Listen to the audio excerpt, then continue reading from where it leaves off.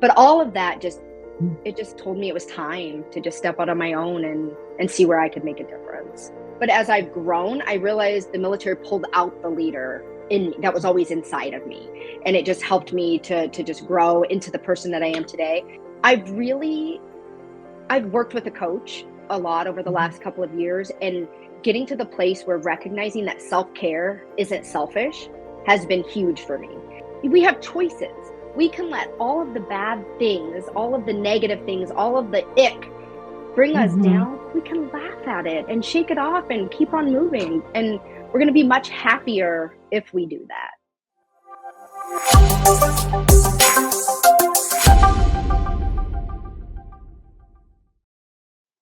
Hello, revolutionaries, and welcome to Midlife Revolution, the show for busy and empowered women ready to transform their lives. I am your host, Coach Angie, and today's guest is the definition of strength with heart. Lorrena Black is a retired U.S. Army major with 25 years of service under her belt, now turned powerhouse speaker, leadership coach, and the founder of She Served LLC. She's built a mission-driven platform that empowers veterans and professionals to silence self-doubt, lead with confidence, and embrace resilience, all while keeping it refreshingly real. From tackling imposter syndrome to building emotional intelligence, Lorena brings the kind of wisdom you only get from real experience, both in the military and in motherhood, as a mom of 4 teenagers. Oh, wow. She blends strategy with soul, and you'll quickly see why her keynotes and coaching programs leave people feeling equipped, inspired, and ready to lead in life and work. And when I met her, I guess it was about a week or so ago, she was all of those things wrapped up in a bow. Just an amazing person, easily approachable. And I'm just so grateful that I have met her. And now she's in my life. So let's start with your story and welcome, Lorena. Thank you. Thank you. Yeah. So when you say start with my story, where do you want me to start? Oh, yeah, I'm gonna ask the question, but I Okay. just wanted to make sure I welcomed you first and just get right into it. So you served 25 years in the Army, an incredible achievement. But beyond the titles and accolades, who is Lorena Black and what shaped the woman that you are today? Yeah, no, that's a really great question.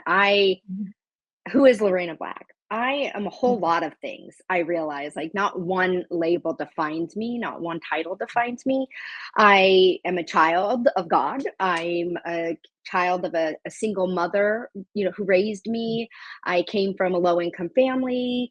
I wasn't on track or target to go to college when I was younger. I was lost. I was a follower. And so when the opportunity to join the military was presented to me, at first I was like, absolutely not. but then but then I joined, and it really did change my life. And there was a time where I would say that the military made me a leader, but as I've grown, I realized the military pulled out the leader in me that was always inside of me. And it just helped me to just grow into the person that I am today. Motherhood has also shaped a lot of who I am. Learning about emotional intelligence has been huge in my journey as well. there's there's so many things, layers to me, right? Like all Yeah. of us. Oh, yes, of course. All of us have a lot of layers, and I love all of yours. So you've built She Served to empower others, especially veterans and professionals transitioning into leadership. What personal experience or challenge led you to create this space? Now, I heard some of it of, just your trajectory of being lost, but give us some more. Yeah. So it really started when I was leaving active duty. So I spent 21 years on active duty, and then I transitioned into the reserves. Mhm. But after active duty, I didn't know what my after military purpose was. And I had a job financial advising for a hot second. And then I ended up at a nonprofit called Inforum, whose whole mission is accelerating women in their careers. And I Oh, was I their love it. VP of leadership development. And I started with Mhm. them at the start of COVID. So March 2nd, 2020 was my first day of work. And the job that I was hired to do, which was amazing, it evolved because of the pandemic, because of all the things. And I ended up doing a lot of coaching and facilitating and speaking. And I realized that is what really, that's the part of the job that was lighting me up that I really wanted to do. Mm-hmm. Get into 2023, 2024, 23. I don't know. Time is blurring. But about a year ago, December, one of my former soldiers died by suicide. And Oh. she she was more of like a daughter to me than a former soldier. And she wasn't the first former soldier of mine that had died by suicide, but something about that, something about where I was in my journey in my career, I just realized that there are a lot of people, especially veterans, that need help figuring out what their purpose is. And there are a lot Mm-hmm. of programs that are out there for veterans. A lot of Mm-hmm. them are tailored to veterans in crisis, maybe dealing with mental health, PTSD, homelessness, food insecurities, those type of things. Not a lot around career development and growth and Okay. figuring out, how to just be the better version of yourself, just all of those Mm-hmm. things. And so having that in my head, thinking about what I loved about my job at Inforum and losing Laura, all of that, and then prayer, I prayed and asked God, but all of that it just told me it was time to just step out on my own and see where I could make a difference. I love that. I love that. We do. We have to, I guess, our passions, whatever that is, I guess wells up within us, right? We Mhm. have to go that journey because that is God talking to us, saying, "This is where I Yeah. want you to go. This is your purpose." So I'm so happy that you did that because it's just so many people are going to be blessed for that. So imposter syndrome is something you speak openly about. Can you Yes. take us back to a moment in your own journey where you had to silence your inner critic and how'd you do it? Oh gosh, there are so many. So let me think about which one to choose. Probably the biggest, I mean, most recent time is starting my own company, starting my own business, leaving that voice in the head, in your head, in my head, that, are you crazy to do this? You're going to walk away Mhm, from a nice full-time job and put mhm, yourself out there. Um, And, I'm not even gonna, because that was there, but even I'm gonna go back mhm, actually. When I applied to the role at Inforum, I was not a traditional hire for the position because all of my leadership development experience happened in the military. So I didn't have a lot of corporate experience. I didn't have every single one of those boxes checked. And oftentimes that mhm, holds us back, especially as women, to not apply. And of course, mhm, my inner critic was saying that to me, like, why you don't have this, you're not this enough, you're not this enough, why would you do it? And I was able to silence the critic and say, you know what? I'm going to let them tell me no. And too often we tell ourselves no and we don't even give the other mhm, person an opportunity. And that's something I'm very proud of because I could have let that hold me back from applying to mhm. this role, which then led me to where I'm at in my journey today.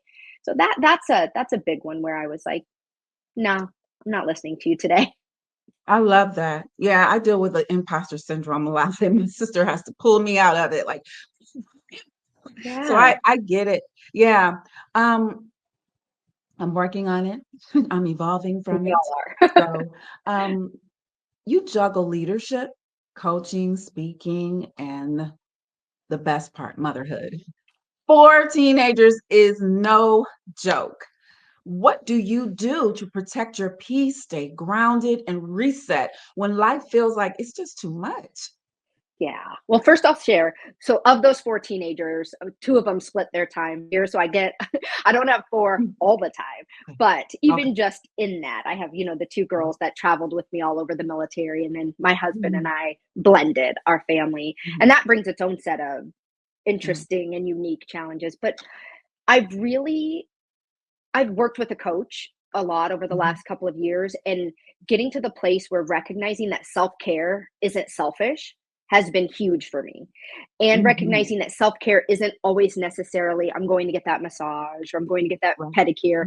That self-care is setting boundaries. It's saying Mhm, no. mhm, Sometimes it's prioritizing myself. So one of the things that I've learned is scheduling. So I've mhm, started like scheduling my I'm going to go and work out on at during this time. And I try to protect it. I'm still a work in progress, kind of like you were talking about with the imposter syndrome. So I'm not mhm, always perfect at honoring that scheduled event, but I'm trying to do better about making it getting to a place where it becomes a non-negotiable. And so Mm-hmm. that I think is a huge thing. And then just getting away from feeling like you have to please everyone in your family and your whole life, and that sometimes not everybody's going to be happy. I actually just Mm-hmm. started today listening to the audiobook of Let Them, and Mm-hmm. it addresses a lot of that, like not being so wrapped up in worrying about if somebody else is going to be unhappy or this or that, but just letting them feel what they feel, do what they do, and you focusing on yourself. So Mm-hmm. it's a work in progress. Yes. And because I always tell my clients, you matter too. You matter. You matter. So Yeah. make sure you prioritize yourself. Okay. So legacy matters on this show also. Mhm. What legacy do you hope to leave, not just for those you coach, but for your children and for the people like Laura who look up to you? Yeah, when I think of legacy, I do think of my children, in particular, my 3 daughters, the 3 girls. Mhm. Like, they are Mhm. 18 and 2 of them are almost 17, and I want them to not be held back or not be limited. I want all Mhm. women, and not even just women, all of us to not limit ourselves, to get rid of the self-limiting beliefs, to step outside our comfort zone, to do the things that terrify us, that are hard. One of the Yeah. greatest compliments that I've received recently was my daughter, my 18-year-old, who's a senior now, that's going to be going off to college soon. She Mhm. had applied for a position at she's part of the drama club at school, and she wanted to Mhm. be the assistant head of this department or whatever. And she goes through her whole interview process, and she's doing the whole thing. And she calls me excitedly after she does it. She's like, Mom, she's like, I just nailed that. She's like, you don't understand. I tapped into my inner Lorena and I made eye contact and I did. I was like, oh. Good. So that's legacy to me when I think about what I'm doing this for, is so my children can see that, I might get emotional for a second, but That's growing up okay. through I it, understand. okay. I understand when yeah, when you get validation from your kids and it lets you know that they are watching. We know Yeah. that they're watching, but they're really watching and they're not just watching, they're learning and they're Yes. applying. And that is something to get emotional about because that means you're doing your job Yeah. and you're But doing it well. So yes, praise yeah, the Lord for that. That's amazing. That's a it's great huge. story. Yeah. But And I also think you'll hear it. reminding, oh, sorry. It's okay. Just reminding people that they don't have to be limited by what maybe their past tells them that they're going to be, or they grow up Mhm. thinking that they don't have opportunities, that you Right. can become and do anything is the other part of Anything. that. Anything. And she has you inside of her. So, and she sees you doing anything, she sees you stepping out. So they all see you, all of your girls. You are Mhm. making a huge impact in their lives, whether sometimes they show you or not. I have a son, but I don't have girls, but I have all nieces. And I think that the way I live my life impacts them as well. They see me, they see what I'm doing. They're watching, they're observing. So we need to be very, very cognizant of that. And you are doing a great job. So you've led in high pressure environments. What advice do you give to women who are just now stepping into leadership roles in their 40s, 50s, and even 60s? Trust yourself. Trust your gut, your inner knowing. Too often, so we've got the inner critic, the one that's giving us the negative talk, but we've also got something inside of us that is guiding us and leading us, and too often we don't trust that. We maybe we're looking for somebody else to tell us we're right, that external validation, or we're listening to the critic. But trust your gut, because it's usually right. That gut instinct, and believe in yourself. And again, don't let what you think somebody else might be thinking, or what the answer you think might be, don't let that stop you. Mhm. So that'd probably be the biggest piece, and just do what scares the crap out of you too. I love that. Yes, do it scares the crap out of you. And that's so aligned with the women I serve, I work with. High achieving women like yourself, 35 and older. Many are leaders in their field, but they've forgotten how to lead in their own wellness journey. And so I Yeah. help them proclaim that through fitness, mindset, and faith. And I love to know, how do you think personal wellness and emotional regulation play into effective leadership? Oh, well, it's important, and it goes back to the whole oxygen mask thing on the plane. Like, if you don't put Mhm, yours on first, how mhm, are you gonna be any good for anyone else? And I'll share mhm, with you throughout, like, we in the military, so much of our day that so much was wrapped up in our physical fitness, like how you were perceived if you could, pass your PT tests and things like that. And so coming out of the military, I have definitely been on a roller coaster of no, I'm not going to be fit and I'm going to do the it's just been, a journey. And I find that when I prioritize the health, and I've been doing that for really consistently for the last probably 3 or 4 months, like head down, like mhm. taking care of business finally. But Yes, yeah. I feel better. I have more energy. I'm happier. I'm nicer to my family. So there it is extremely important because it helps keep just burning yourself out at bay. And when you're burnt out, you're no good to anybody. I love that. And so what what could you offer our audience in terms of how we women can give ourselves permission to laugh even when life is life in? You said laugh? Yes. Yes. Oh, I love to laugh. And so you have to realize, and I love how you said that because I've said that recently, life in that it Mhm, is. It's gonna happen. mhm, It's gonna happen all around us. And sometimes just laughing makes things sting a little less. Like mhm. I'm a storyteller, so I'm gonna share another little story. I love I it. was Yes, walking please. I was walking my dog, this might have been months ago, and this is a little gross, but I have to share the story. And that she went to the bathroom, Mhm, and I had to pick up her poo. mhm, And mhm, somehow my hand slipped out of that bag, and I got dog crap all over my hand. And I could have freaked out, I could have been angry, I could have all the things, and I just literally mhm. just started laughing because literally ish happens, right? And getting upset about it would have served me no purpose. So I laughed, and then I proceeded to quickly get home so I could scrub my hands, like.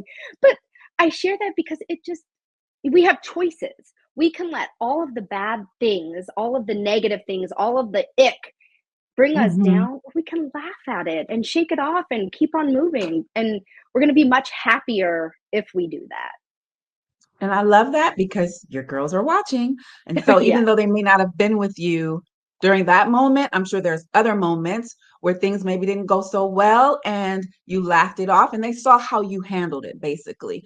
And it's Yeah. so important to show our kids how we handle adversity so that they can do it the same way, hopefully. Yeah.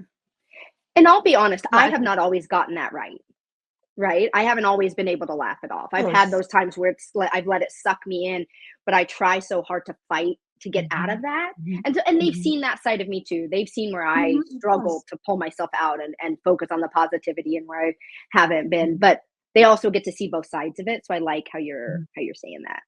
Yeah, absolutely. They're going to see both sides. But to know that there's both sides and not just one of just irateness and, Yeah. handling it that way.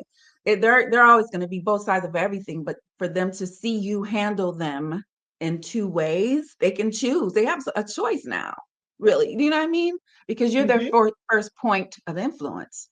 So if it's always anger, that's where it's going to go for them. So I love that. And I love that you laughed through that point because I probably would have too, because I do believe that that's one of those moments where you're like, okay, you just have to laugh. Yeah. You just have to. So, what's one piece of advice you'd give to a woman who feels like she's too late to find her voice, her strength, or her next chapter? It's never too late. It is never, ever too late. There are people, I mean, that are starting over well beyond where we're at. Like, it isn't like, Mhm. because who decides that? Who gets to decide your timeline? You, Yeah. you. Yeah. It's never too late. You're just right on time. Or God's Oh, I time. love that. I love that answer, and I completely agree. Some of us are late bloomers, so don't just stop blooming. Keep going. Find your purpose. Find whatever it is that Yeah. you're looking for in life. A lot of us are late bloomers. I'm a late bloomer. It's okay. because I've decided to keep going, and keep finding. And I have many purposes. And I Yes. believe that about you as well. So, yes, Lorena, this has been an amazing conversation. Um, I'd love to have you back in a few months to see where you are with She Served LLC and all of the things and the 4 girls. Yeah. Just would love to hear more. So thank you so much for joining us. If you have any, is there any way, anything that we can do? Do you have any, do you have a book? Do you have anything that we can purchase from you, or what can we do for you? Yeah, I don't have a book. I am going to write one day. I have a story to tell. In the meantime, if you need a speaker, if you need coaching, if you need a workshop facilitation, I'm here.